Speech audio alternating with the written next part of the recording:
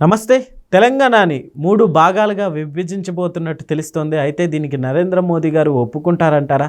So welcome చెప్దాం. స్టూడియోలో ప్రస్తుతం శేషరావు గారు ఉన్నారు. Hello sir. హలో సార్, ఇందులో వాస్తవం ఉందంటారా? తెలంగాణని 3 ముక్కలుగా చేయడానికి తెలంగాణ ముఖ్యమంత్రి రేవంత్ రెడ్డి గారు ప్రాథమికంగా నిర్ణయం తీసేసుకున్నారు.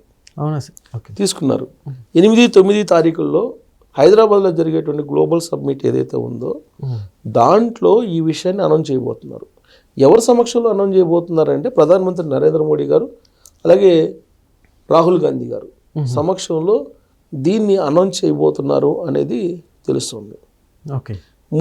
మూడు భాగాలుగా దీన్ని విభజించబోతున్నారు. అంటే ఎట్లా సార్? ఎలా అంటే core urban area, core Hyderabad ఒక భాగం. అంటే కోర్ హైదరాబాద్ అంటే మీకు ORR outer ring road, outer ring road లోపల ఉండేటువంటి ప్రాంతాన్ని కూడా ఒక భాగం. ఔటర్ రింగ్ రోడ్కి అలాగే రీజనల్ రింగ్ రోడ్ అంటే త్రిబుల్-ఆర్, ఔటర్ రింగ్ రోడ్కి త్రిబుల్-ఆర్ రీజనల్ రింగ్ రోడ్కి మధ్యలో ఉండేటువంటిది ఇంకొక భాగం, మిగతా తెలంగాణ మరొక భాగం. అంటే 3 భాగాలుగా దాన్ని విడదీయబోతున్నారు. విడదీసి ఎలా అభివృద్ధి చేయాలి తెలంగాణని అనేది ఒక రైజింగ్ తెలంగాణ రైజింగ్ 2047 అనేటువంటిది ఒక విజన్ని ఆయన ప్రతిపాదించబోతున్నారు ఆ గ్లోబల్ సబ్మిట్లో. ఏంటి అని అంటే ఇక్కడ చూడండి, కోర్ అర్బన్ రీజియన్ ఎకానమీ అన్నాడు. అంటే ఇది ఔటర్ రింగ్ రోడ్ లోపలిది. ఔటర్ రింగ్ రోడ్ లోపల ఉన్నటువంటి సిటీ మొత్తం కూడా కోర్ అర్బన్ రీజియన్ ఎకానమీ అన్నారు. తర్వాత ఔటర్ రింగ్ రోడ్డు అంటే ఓఆర్ఆర్, ఔటర్ రింగ్ రోడ్డు త్రిబుల్-ఆర్కి అంటే రీజనల్ రింగ్ రోడ్కి మధ్యలో ఉండేటువంటి ప్రాంతాన్ని పెరి అర్బన్ రీజియన్ ఎకానమీ అంటే ప్యూర్ అని పెట్టారు. దానికేమో క్యూర్ అని పెట్టారు. ఇది కోర్ అర్బన్ రీజియన్ ఎకానమీని, ఇదేమో ప్యూర్ అని పెట్టారు. అది కోరు, ఇది ప్యూరు. ఈ ప్యూర్ ఏంది peri urban region economy. Okay. మిగతా తెలంగాణ ఇంకో భాగం. ఇది దీంట్లో మూసీ సుందరీకరణ కానీ, మెట్రో విస్తరణ కానీ, భారత్ ఫ్యూచర్ సిటీ కానీ, గ్రీన్ఫీల్డ్ హైవేసు, బుల్లెట్ రైల్ ప్రాజెక్టులు ఇవన్నీ కూడా వస్తాయి. ఇప్పటికే దాదాపుగా ఈ గ్లోబల్ సబ్మిట్ ఉంది కదా, ఈ గ్లోబల్ సబ్మిట్కి నరేంద్ర మోడీ గారికి ఆహ్వానం పంపించారు, రాహుల్ గాంధీ గారికి పంపించారు. అలాగే మిగతా దాదాపుగా గ్లోబల్గా ఉన్నటువంటి పారిశ్రామికవేత్తలకి 4500 మందికి ఆహ్వానాలు పంపించారు. దాంట్లో దాదాపుగా 1000 మంది వస్తారని చెప్పేసి తెలుస్తుంది. దీంట్లో మీడియా రంగంలో ఉండే ప్రముఖులు రాబోతున్నారు, ఆహ్వానాలు పంపించినటువంటి వాళ్ళు. అలాగే ఆర్థిక రంగ నిపుణులు, పారిశ్రామికవేత్తలు, క్రీడాకారులు, దౌత్యవేత్తలు కూడా రాబోతున్నారు. ప్రముఖ దౌత్యవేత్తలు వీళ్ళందరూ రాబోతున్నారు. వీళ్ళందరినీ కోఆర్డినేట్ చేసుకునే బాధ్యతని ప్రభుత్వ ప్రత్యేక కార్యదర్శి సవ్యసాచి ఘోష్ అప్పచెప్పారు. అలాగే ప్రభుత్వ చీఫ్ సెక్రటరీగా ఉన్నారు ఇప్పుడు ప్రభుత్వ ప్రత్యేక ప్రధాన కార్యదర్శి జైషే రంజన్. వీళ్ళు కోఆర్డినేట్ చేసుకోబోతున్నారు.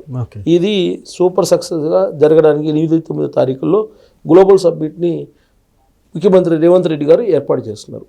సో ఇప్పుడు ఆంధ్రప్రదేశ్లో ఏ విధంగా అయితే చంద్రబాబు నాయుడు గారు 3 రీజియన్లుగా ఆంధ్రప్రదేశ్ని ఎకానమీ జోన్లుగా విభజిస్తున్నారో అదే తరహాలో తెలంగాణని కూడా 3 భాగాలుగా 3 రీజియన్లుగా రేవంత్ రెడ్డి గారు కూడా విడగొట్టి 2047 విజన్ను తయారు చేస్తున్నారు.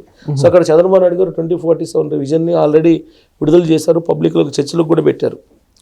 ఇక్కడ రేపు గ్లోబల్ సబ్మిట్ సందర్భంగా తెలంగాణ రైజింగ్ 2047 అనేటువంటి దాన్ని ఒక విజన్ని తయారు చేసి దాన్ని పబ్లిక్ ముందు ఉంచబోతున్నారు రేవంత్ రెడ్డి గారు. అంటే హెల్దీ కాంపిటీషన్లో అటు తెలంగాణ ఇటు ఆంధ్రప్రదేశ్ 2 కూడా విజన్ ప్రకారం ముందుకు వెళ్తున్నాయి. ఈ రాష్ట్రాలు విజన్ ప్రకారం ఇప్పుడు చూడండి 3 రీజియన్లుగా ఎకానమీ రీజియన్లుగా 3 తయారు చేశారు రేవంత్ రెడ్డి గారు. ఫ్యూచర్ సిటీని ఒక అద్భుతమైన నగరంగా తీర్చిదిద్దానని చెప్పి ఆయన చెప్తున్నారు. ఆల్రెడీ ఇంతకుముందు హైదరాబాద్ సిటీ ఉండేది, ఇప్పుడు సైబరాబాద్ని చంద్రబాబు నాయుడు గారు ఏర్పాటు చేశారు. హైదరాబాద్ సిటీ సికింద్రాబాద్ నుంచి నీకు సైబరాబాద్ ఏర్పడింది. గతంలో జంట నగరాలు అంటే హైదరాబాద్ సికింద్రాబాద్ అనేవాళ్ళు, ఇవాళ సైబరాబాద్ క్లియర్గా కనిపిస్తుంది. అలాంటి సిటీని నేను కూడా నిర్మిస్తాను, ఫ్యూచర్ సిటీ. అది భవిష్యత్ తరాలకు అవసరమైనటువంటి అన్ని అంగుల్ని అక్కడ ఏర్పాటు చేస్తానని చెప్పి చెబుతున్నారు. అలాగే పరిశ్రమల్ని ఏదైతే కోర్ రీజియన్ పరిధిలో ఉన్నాయో అంటే కోర్ అర్బన్ రీజియన్ ఎకానమీ ఏదైతే ఉందో దీని పరిధిలో ఉండేటువంటి ఇండస్ట్రీ ఏదైతే పరిశ్రమలు ఉన్నాయో వాటన్నిటినీ సిటీ అవుట్కట్స్కి పంపించేస్తాను అంటున్నారు. ఇది ఎకానమీ జోన్గా మాత్రమే ఉపయోగపడుతుంది. Economy zone core urban region economy zone అని చెప్తున్నాడు ఆయన. ఓకే. అలాగే ప్యూర్ అంటే అవుటర్ రింగ్ రోడ్డు ఓఆర్ఆర్ మధ్యలో ఉండేదాన్ని దాన్ని పెరిపియర్ ఎకానమీ జోన్ అని చెప్తున్నాడు. సో అక్కడ ఇండస్ట్రియలిస్టులు అందరినీ అక్కడ తీసుకురాబోతున్నారు. ఫ్యూచర్ సిటీ అదంతా కూడా దాని కిందే వస్తుంది. రిమైనింగ్ తెలంగాణ, రూరల్ తెలంగాణ మిగతా భాగం అంతా ఉంటుంది. సో దీంతో తెలంగాణ మొత్తం కూడా అభివృద్ధి అవుతుంది అనుకోవచ్చు సార్. చాలా క్లియర్గా అర్థమవుతుంది కదా విజన్ బట్టి చూస్తే కనుక. ఇప్పుడు హైదరాబాద్ ఏ విధంగా అయితే చంద్రబాబు నాయుడు గారు డెవలప్ చేశారో సేమ్ ఫ్యూచర్ సిటీని రేవంత్ రెడ్డి గారు డెవలప్ చేయబోతున్నారు. దానికి సంబంధించినటువంటి ఒప్పందాలు చేసుకున్నారు, దానికి సంబంధించిన ల్యాండ్ అక్విజిషన్ చేస్తున్నారు, అక్కడ దానికి సంబంధించిన రోడ్లు వేస్తున్నారు. ఫ్యూచర్ సిటీ నుంచి డైరెక్ట్గా మీకు అమరావతికి మొత్తం 6 lanes ఎక్స్ప్రెస్ హైవే రాబోతుంది. సో అటు ఆంధ్రప్రదేశ్ కానీ ఇటు తెలంగాణలో కానీ ఒకే రకంగా ఒక విజన్లో వెళ్ళిపోతున్నాయి. తెలుగు రాష్ట్రాలు ఏదైతే కోరుకున్నారో అందరూ భౌగోళికంగా విడిపోయినా అన్నదమ్ములాగా కలిసి ఉన్నాం, హెల్దీ కాంపిటీషన్ తోటి మనం అభివృద్ధి చేసుకుందాం అనే కాన్సెప్ట్ ఏదైతే ఉందో ఆ ప్రకారం ఇప్పుడు అడుగులు పడుతున్నాయి. అదే కేసీఆర్ గారు ఉన్నప్పుడు ఏం జరిగింది, అమరావతిని కూల్చేద్దాం, అమరావతి కూలిపోయింది కాబట్టి మనం బాగుందాం అని చెప్పి అన్నాడు. అంటే 2019 ఎన్నికల్లో ఏ విధంగా కుట్రబడినారు అమరావతిని కూల్చేయడానికి కేసీఆర్ గారు అనేది అర్థమవుతుంది కదా ఆయన మాటల్లోనే. ఆయన అసెంబ్లీలోనే అన్నారు కదా, అమరావతి కూలిపోయింది మనం బాగున్నాం, మన ల్యాండ్స్ రేట్లు పెరిగినాయి, హైదరాబాద్ ఎకానమీ పెరిగిందని చెప్పి ఆయనే చెప్పారు. అంటే ఇప్పుడున్నటువంటి ముఖ్యమంత్రి రేవంత్ రెడ్డి గారు అది కోరుకోవట్లేదు. ఆంధ్రప్రదేశ్ కాదు, లేదా తెలంగాణ కాదు, లేదా మహారాష్ట్ర కాదు, ఏ రాష్ట్రంతో మనం కాంపిటీషన్ కాదు, మన కాంపిటీషన్ వరల్డ్ అంటున్నాడు ఆయన. మనం పోటీ పడాల్సింది ప్రపంచంతో, రాష్ట్రాలతో కాదు. రాష్ట్రాలతో పోటీ పడేటువంటి పరిస్థితి నుంచి అధిగమించాము, మన పోటీ అంతా ప్రపంచంతో అని చెప్తున్నారు రేవంత్ రెడ్డి గారు. అందుకే ఫ్యూచర్ సిటీకి ఆయన నాంది పలికారు. ఫ్యూచర్ సిటీని ఏర్పాటు చేస్తున్నారు ఆయన. అక్కడ అన్ని ఏర్పాట్లు హంగు ఏర్పాటు చేస్తున్నారు. సో కాబట్టి హెల్తీ కాంపిటీషన్ అంతే తప్ప పక్క రాష్ట్రాలు కూల్చేద్దాం, పక్క రాష్ట్రాల అభివృద్ధిని ఆపేద్దాం, పక్క రాష్ట్రంలో రాజకీయాల్లో జోక్యం చేసుకొని అక్కడ ఉండేటువంటి వాళ్ళని రాజకీయంగా దెబ్బతిద్దాం, వాళ్ళు దెబ్బతింటే మనం బాగుంటాం అనేటువంటి కాన్సెప్ట్ కాదు ఇప్పుడు. సో 2 రాష్ట్రాలు బాగుండాలనేటువంటి కాన్సెప్ట్లో వెళ్తున్నారు. ఆంధ్రప్రదేశ్లో కూడా ఏం జరుగుతుంది, ఆంధ్రప్రదేశ్లో 3 ఎకానమీ రీజన్స్గా చేశారు. ఏంటి, వైజాగ్ని ఒక రీజన్గా చేశారు, తిరుపతి ఇంకొక రీజను, అలాగే అమరావతి ఒక రీజను, ఎకానమీ జోన్స్ ఇవి. ఈ 3 ప్రాంతాలను 3 ఎకానమీ జోన్లుగా మార్చేసి వైజాగ్ నుంచి విజయనగరం దాకా ఒక జోను, సో మిగతాది అమరావతి జోను గోదావరి జిల్లాల దాకా. ఆ తర్వాత అమరావతి నుంచి రాయలసీమ మొత్తం తిరుపతి రీజన్, రాయలసీమ. సో ఇలా రీజన్లు చేశారు, 3 రీజన్లు చేసి 3 ఎకానమీ జోన్లుగా అట్లా చేస్తున్నారు. ఇప్పుడు ఐటీ సెక్టర్ మొత్తం అక్కడ డెవలప్ అవుతుంది. గూగుల్ డేటా సెంటర్ అవన్నీ వచ్చినాయి వైజాగ్కి. అమరావతి క్వాంటమ్ టెక్నాలజీ రాబోతుంది, క్వాంటమ్ కంప్యూటర్స్ రాబోతుంది. ఆల్రెడీ శ్రీ సిటీ తిరుపతిలో ఉంది, ఎలక్ట్రానిక్ హబ్ అది.